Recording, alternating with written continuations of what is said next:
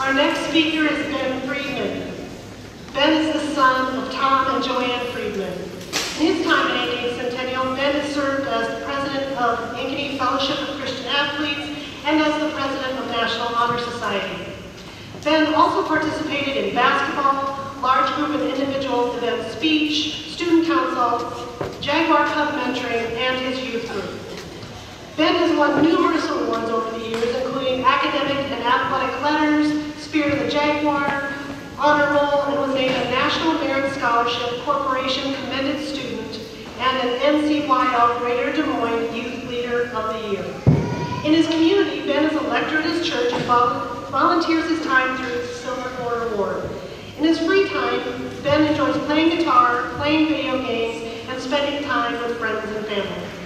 Ben plans to attend Morris College this fall to study marketing and media studies.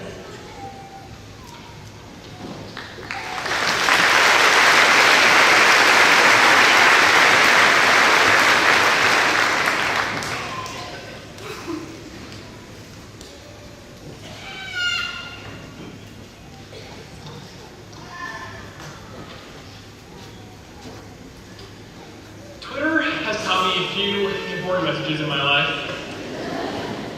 First, sometimes a tweet will get way too many retweets and likes, especially this weird one I saw the other day that involved a TIE3 and Kanye West, but we won't talk about that. Second, Twitter polls are surprisingly fantastic ways to solve arguments. And third, accidentally liking a selfie of a girl you have a crush on, tweeted over a year ago, is reasonable justification for dropping out of high school. Let me ask you a really quick question. What do you use your influence for? For those of you that don't know what I was talking about in my intro, about 4 months ago, I posted a tweet that Twitter statistics told me reached just over 5 million different Twitter feeds. Or in other words, I'm a legend. I'm just kidding.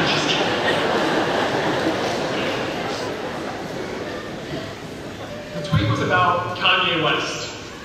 I tweeted it out about the time that the OG himself dropped his latest album. And in the tweet, I made it appear as if I had downloaded said album on my TI-83 graphing calculator, and it went viral. In reality, I just typed letters on the screen in a format that made it appear as though I actually had music on my calculator. But the amount of random people that replied and asked me if you could actually download music onto a calculator gave me just 1 or 2 or 50 conniptions. I knew with the way that tweet blew up that I got lucky.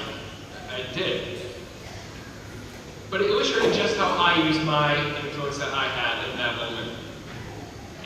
I didn't want this opportunity of Twitter fame or whatever to go to waste.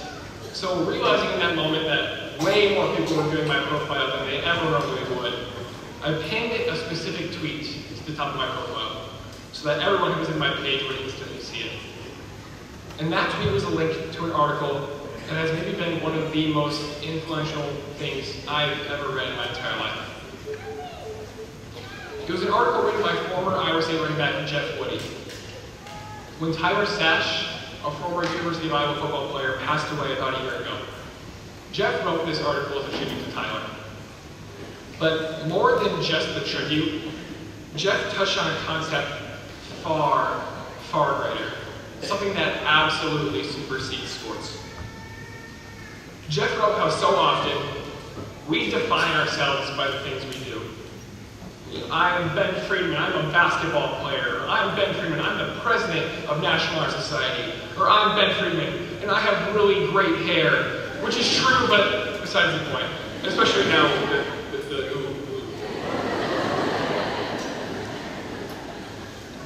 But what happens when these things are taken away from us?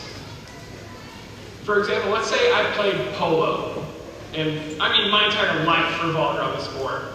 I know all the greats when it came to the sport. You've got Marco, you've got Ralph Lauren, you've got short sleeve.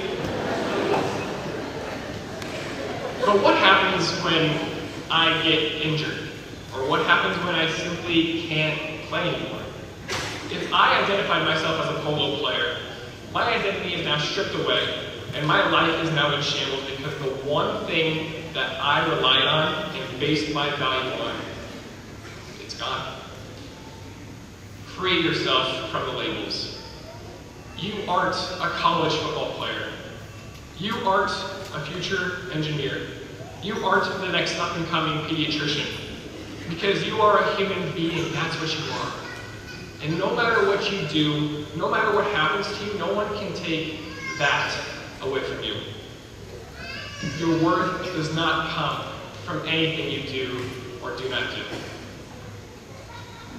Whether you go on to make $1 million, or you live in your parents' house for the next 20 years, whether you marry the most fantastic spouse, or you struggle to find love, whether you are successful in influencing others, or you feel that you have no impact at all, that does not define yourself as a failure or change your worth as a person.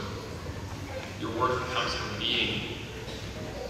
Some of the people that I've looked up to the most in my life, my mom, my dad, Richard Simmons, Michelle the lunch lady, Marty McFly from Back to the Future, Big Ken and Colleen in the morning on Star 2.5,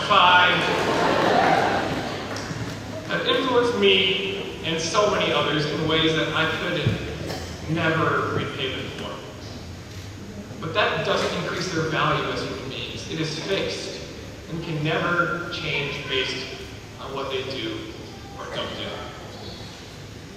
Stop comparing yourselves to others. When you do, you push your work in the hands of others and try to control something that is completely uncontrollable. And in turn, you will be crushed with insecurities and feelings of unworthiness. Take a step back and realize that no matter what someone else is doing, it cannot and does not define you. Free from comparison, you are able to rightfully find value not in the things you do, but in the person you are. Because when I have a child, when I look that kid in the eyes, they won't love me for any successes I've had over my lifetime, or for anything I've done. But they'll love me for who I am. A Twitter god with amazing tweets. Guys, seriously. Oh man, Twitter's great stuff. I want to thank my parents, all the staff at ACHS for their constant support of making this a fantastic school, and you all for listening. And class of 2016, with that, I have just 2 more words to say. Friedman out.